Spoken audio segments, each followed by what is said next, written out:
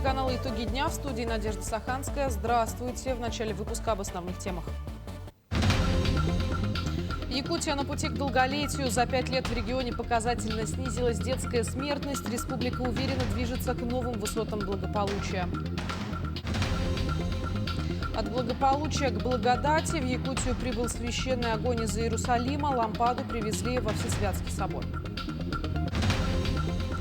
Не библейский сюжет, реальность. В Якутии врачи совершили чудо. Они спасли мужчину, который уснул на улице в 20-градусный мороз.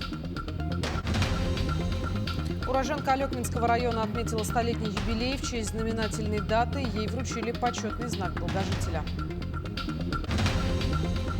В Якутске отгремела премьера легендарной постановки «Бахсурую». Представление обновили буквально с головы до ног.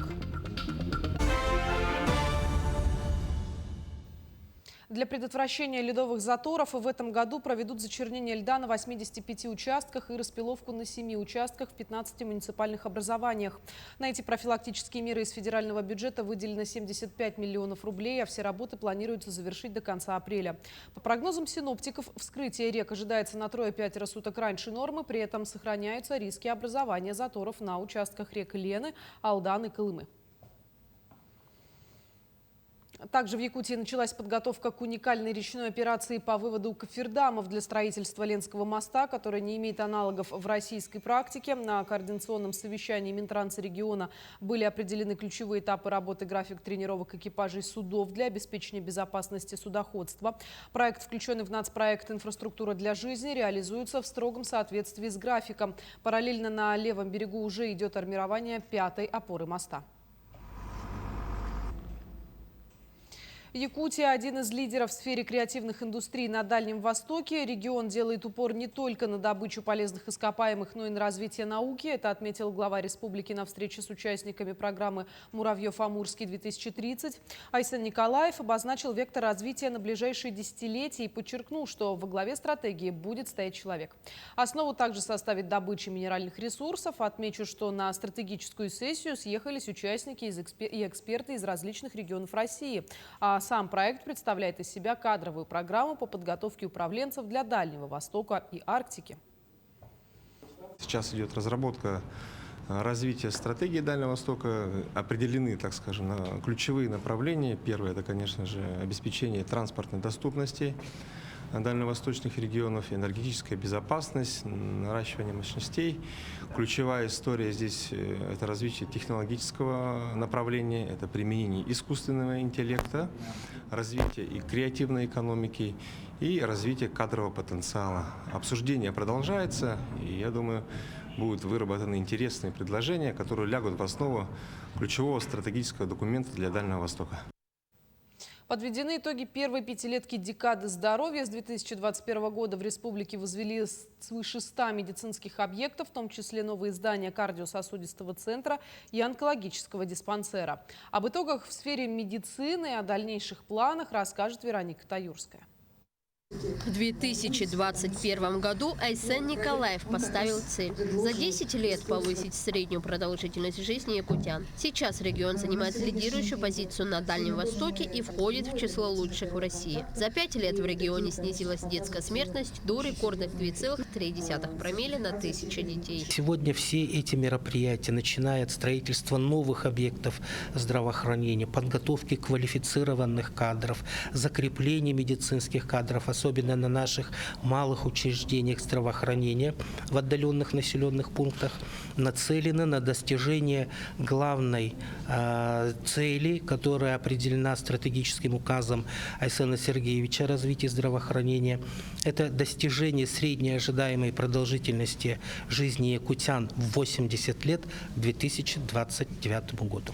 Уже в эту субботу для жителей села Намцы состоится долгожданное событие. Свои двери откроет новое здание Намской центральной районной больницы. Трехэтажное здание возводится в рамках национального проекта «Продолжительная и активная жизнь». Больница будет отвечать требованиям федеральной программы и поможет жителям Намского района проходить врачей, не выезжая в город. Мы, жители Намского района, ждем ввода и открытия объекта лечебный корпус на 50 коек в селе Намцы, который состоится уже в эту субботу. субботу.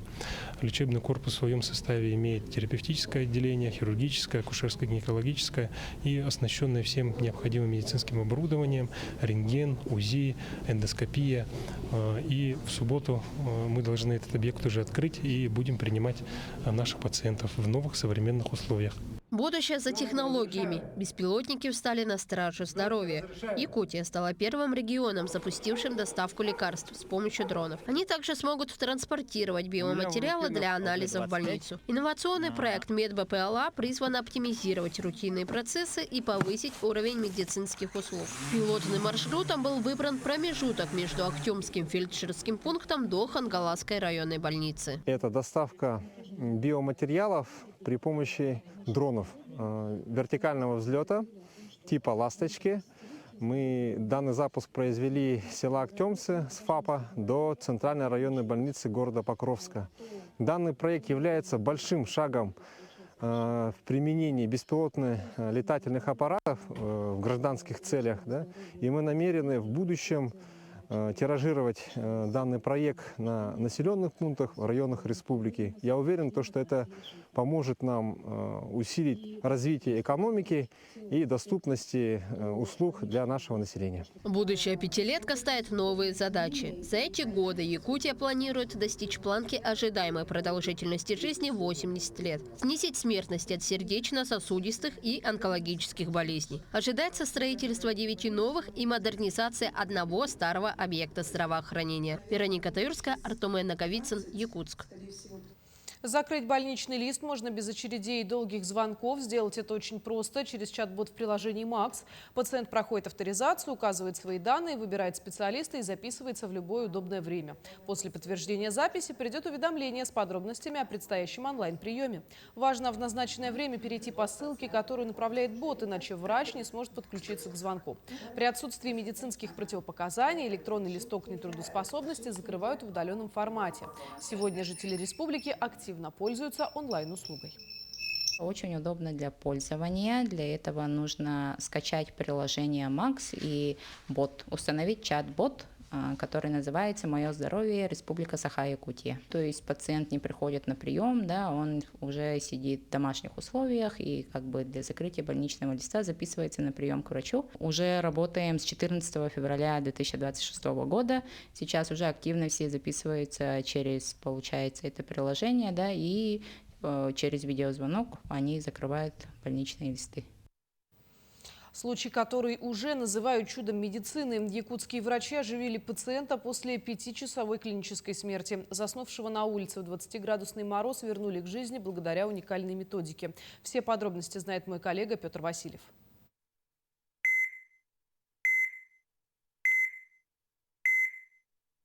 В конце марта мужчина из Мирного возвращался домой после застолья, но не дошел. Сел на скамейку и уснул на морозе. Когда его обнаружили прохожие, признаков жизни уже не было.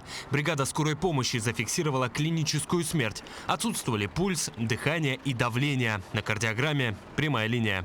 По приезде скорой помощи было обнаружено, что пациента еще есть... смерть еще не наступила, биологическая, и имеется единичное дыхательное движение и очень редкий пульс. Поэтому пациент был доставлен в Мирнинскую центральную районную больницу экстренно, госпитализирован, сразу же поднят в реанимационное отделение, начаты мероприятия по активному согреванию. Руководил этой операцией врач-анестезиолог, реаниматолог Дмитрий Босиков. Вот он на кадрах спасает жизни других пациентов. Ранее он занимал должность главного внештатного специалиста Минздрава Якутии по скорой медицинской помощи и внедрял методику размораживания при клинической смерти от переохлаждения. Суть методики заключается в следующем. Температура тела пациента на старте около 24 градусов. Организм согревают постепенно, без резких перепадов. В течение нескольких часов температуру повышают до примерно 34 градусов. Врачи при этом постоянно контролируют работу сердца, дыхания и сосудов. Это необходимо, чтобы избежать повреждения органов при резком нагреве. Только после стабилизации состояния начинается сердечно-легочная реанимация. Этот метод Дмитрий Босиков освоил еще в студенческие годы у своего преподавателя, профессора Рево Алексеева.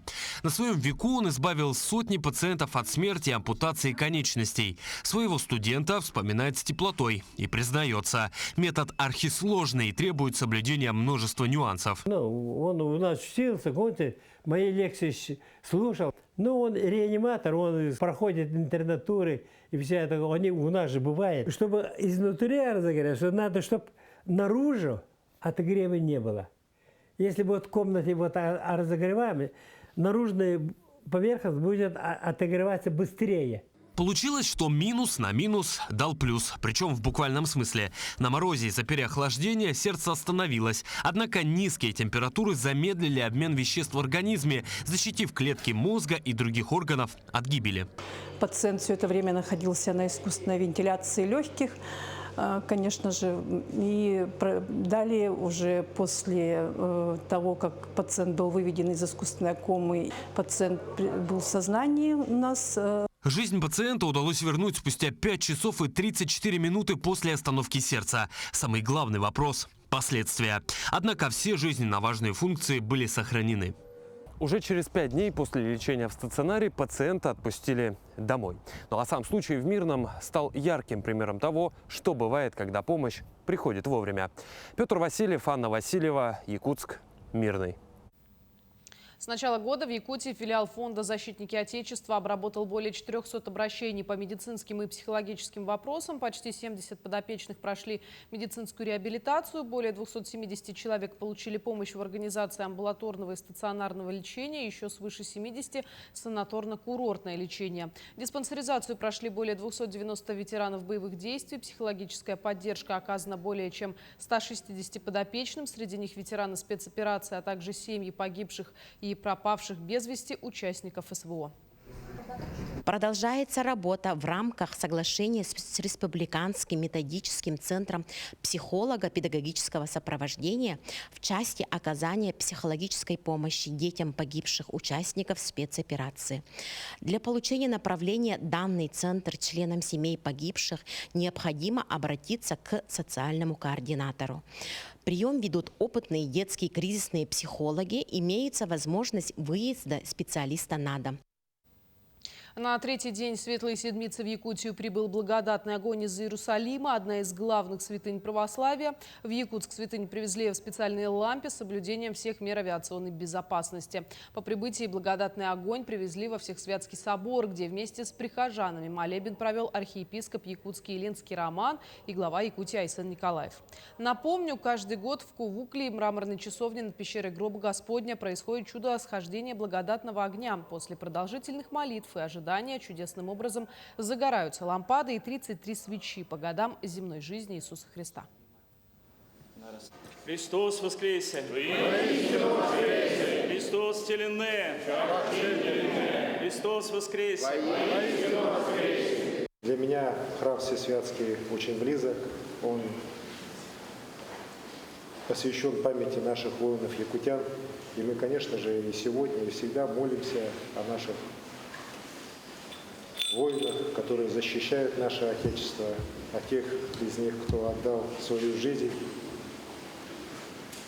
за Родину, о тех, кто сегодня сражается, приближает нашу победу. И, конечно, наши молитвы всегда, я считаю, доходят до наших ребят, помогают им в этом нелегком служении во благо и нашей Родины, во благо и нашего Господа.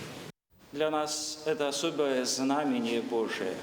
Это видимый символ воскресения Христова, огонь с того места, всемирно признанного, где Христос победил смерть и где явил себя воскресшим своим ученикам и народу Божьему. В Москве состоялось расширенное заседание Восточного регионального отделения Российской академии космонавтики имени Циолковского. Повестка заседания охватила широкий круг вопросов от стратегических итогов работы до конкретных образовательных инициатив. Одной из главных тем стала реализация образовательного проекта «Старт в космос», который объединяет школьников, студентов и молодых инженеров. Ежегодно в республике проходит одноименная олимпиада, в которой принимает участие более 700 человек. Ярким подтверждением эффективности этой системы работы стал запуск в конце прошлого года с космодрома «Восточный» малого космического аппарата «Чолбон», созданного молодыми специалистами, выпускниками Малой академии наук, студентами и школьниками из Якутии. Я не ожидал, что вот в Якутии, в Улусах, это небольшие населенные пункты с ограниченным количеством жителей, да, по инициативе вашего первого президента Николаева, насколько я понимаю, да, созданы такие благоприятные условия для обучения людей. При таком развитии полет якутского космонавта очень вероятен. В стенах Госсобрания Илтумен прошел важный этап 10-го съезда муниципальных образований Якутии. Более 50 делегатов со всей республики вместе с депутатами и экспертами обсудили ход муниципальной реформы. Благодаря продлению переходного периода до 1 января 2027 года по новому федеральному закону региональный парламент сможет тщательнее проработать местный законопроект. Один из самых острых вопросов – будущее финансово-казначейских управлений. Сейчас они подчиняются местным властям. Но Министерство финансов Якутии предлагает вернуть эти полномочия на республиканский уровень. Решение пока на рассмотрении. Ну и, конечно же, мы затрагивали вопросы эффективного использования бюджетных средств. Это и прозвучало в докладе председателя счетной палаты, в докладе председателя контрольно-счетного органа муниципального городского округа город Якутск, потому что сегодня, как никогда, эффективное использование бюджетных средств – это вопрос номер один, потому что в условиях острой нехватки бюджетных средств. Выбор имеет значение. На следующей неделе стартует всероссийское голосование за лучшие проекты благоустройства. В этом году от республики участвует более 70 объектов в 35 муниципалитетах. Какие проекты ждут голосов якутян, расскажем в следующем сюжете. Сейчас здесь заросли и снежные сугробы, но уже в следующем году это место может стать сквером в честь работников самой благородной профессии – медиков. Такой же шанс обернуться из грязи в князи этому и еще 8 объектам в Якутске дает всероссийское голосование за проекты благоустройства. Простой механизм «Выбери, получи новое общественное пространство» якутянам хорошо знаком. За 5 лет, что голосование проводится в нашей республике, участие в нем приняло больше 300 тысяч человек. Результаты налицо. Победители прошлого года – это сквер имени Юрия Гагарина в Гагаринском округе и площадка, детская площадка на Талом озере, это площадка Водяновой. Они в этом году уже получили финансирование, с подрядчиками подписаны контракты, и в этом году уже реализация будет. При этом объекты обновляются полностью за счет федеральных средств, а значит, селам и деревням не придется жертвовать своим бюджетом. Такой возможностью нельзя было не воспользоваться. На народное голосование поступило больше 70 объектов от Мирнинского до Кобяйского районов. Огромное количество территорий благоустроено по всей республике. У нас уже даже 23 победы по всероссийскому голосованию. Например, в прошлом году мы реализовали всем известный объект. Это «Поющие пески» в городе Вилюйске. Он у нас неоднократный уже победитель многих международных конкурсов. Поэтому это как раз один из больших примеров, как можно повлиять. Потому что именно за счет этого проекта, за счет того, что жители участвовали в голосовании сначала, а потом участвовали в обсуждении, какой же будет проект, и уже получили вот такой прекрасный результат. И таких примеров по республике очень много. Голосование проходит в онлайн-формате. Для участия достаточно иметь учетную запись на портале госуслуг. Выбрать можно не один, а сразу несколько проектов. Учтут мнение не только взрослых, но и подростков. Право высказаться есть у каждого старше 14 лет. Ржана Гармаева, Джулустан Иннокентьев, Якутск. В Мирном прозвучали выстрелы интеллекта. Состоялся 14-й синхронный чемпионат России по игре в «Ворошиловский стрелок». Мирнинский политехнический институт, являясь региональным представительством Российской ассоциации интеллектуальных клубов игры по республике, в очередной раз подтвердил свой статус Центра интеллектуального развития в регионе. В этот раз за звание самых эрудированных боролись 13 команд. Соревнование проходило в атмосфере азарта и напряженного ожидания, где каждый ход мог стать решающим. Тема славы. Предыстория игры такова, что в 2013 году команда Политехнического института, филиала Северо-Восточного федерального университета, принимала участие в Всероссийском студенческом марафоне, в рамках которого проходили соревнования по игре, интеллектуальной игре «Ворошиловский стрелок». И мы там приняли успешное участие. Далее мы принимали участие уже во всероссийских мероприятиях. И потом мы стали единственным авторизованным региональным отделением Российской ассоциации интеллектуальных клубов «Ворошиловский стрелок» по всей республике Саха-Якутия. И имеем право проводить именно лицензированные игры на территории Якутии. История длиною в век. Почетный знак долгожителя ЮСАС сегодня вручили уроженке Алекминского района Розе Поповой. Ее столетнюю историю узнаем в нашем следующем сюжете. Поздравления в этот день звучали на самом высоком уровне. Министр труда и социального развития республики Елена Волкова лично передала юбилярше телеграмму от Владимира Путина и почетный знак ЮСАС от главы государства республики Айсена Николаева. К этому знаку прилагается выплата в размере 1 миллиона рублей, которую сегодня вручили имениннице. Ценность награды ЮСАС – это наша благодарность нашему старшему поколению за их подвиг, за их вклад в наше общее развитие истории нашей республики. И мы желаем, чтобы каждый житель нашей республики достиг предела 100 лет. Роза Петровна родилась в 1926 году в Алекминском районе в селе Второй Нерюктяй. Но война принесла в ее жизнь суровые испытания. Гибель отца на фронте и потерю матери в победном 45-м. Несмотря на трудности военных лет, она окончила физико-математический факультет и стала учителем математики в Первом Нерюктяе. Благодаря своим лидерским качествам она прошла путь до заместителя председателя Алекминского райисполкома. Самое главное, почему я, например, живу так долго, потому что я всегда чувствую, надо что-то делать. Это делать. Вот. Поэтому я не думаю, как бы полежать побольше. Я хочу, чтобы у вас жизнь была интересной и плодотворной, чтобы жилось весело и в то же время трудились хорошо. Долгожительница вырастила 3 дочерей. Все они получили образование в центральных вузах страны и вернулись работать в республику. Сейчас ее главная гордость – это большая семья, включая 5 внуков и 4 правнуков, которые заботятся о ней и дарят тепло. Я ее очень поздравляю, очень люблю. Я считаю, что дожить до 100 лет – это очень большой подвиг. Она очень добрая, хорошая, очень начитанная, умная. На сегодняшний день в Якутии проживает 21 человек, перешагнувший свой вековой порог. И каждый такой юбилей – это гордость не только для семьи, но и для всей республики. София Мельникова, Станислав Потапов, Якутск. Здорово. В Якутске отгремела премьера легендарной постановки «Боксурую». Впервые этнобалет был представлен еще в 1997 году в Национальном театре танца Якутии имени Сергея Афанасьевича Зверева-Кылола. Однако в этот раз постановку обновили буквально. Подробности расскажет Саргалана Неустроева. Всего за месяц мастера Национального театра танца Якутии изготовили несколько десятков новых костюмов. Обновили реквизит к возвращению легендарной постановки балетмейстера Геннадия Баишева и либретиста Афанасия Федорова «Боксурую». И в целом с декорациями поработали и с костюмами поработали, потому что